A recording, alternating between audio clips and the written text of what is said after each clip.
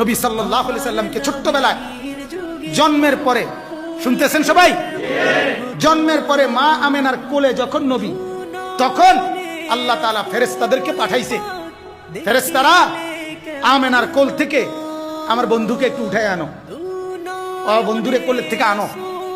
আনার পরে ফেরেশতারা আল্লাহ তাআলা বলেন তুফু বিহি মাশারিকাল আরদি ওয়া মাগারিবাহা।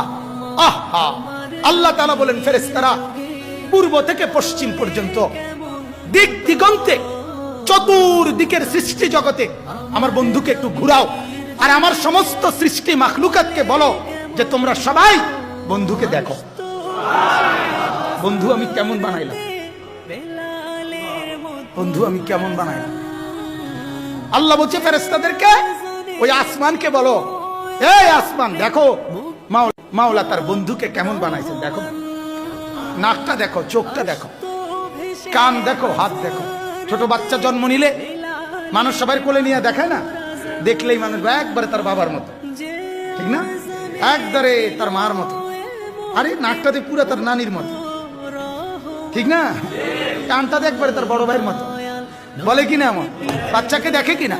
রব্বুল আলামিন বলে ফেরেশতারা আমার কায়নাতকে দেখাও, আমার সৃষ্টিকে দেখাও।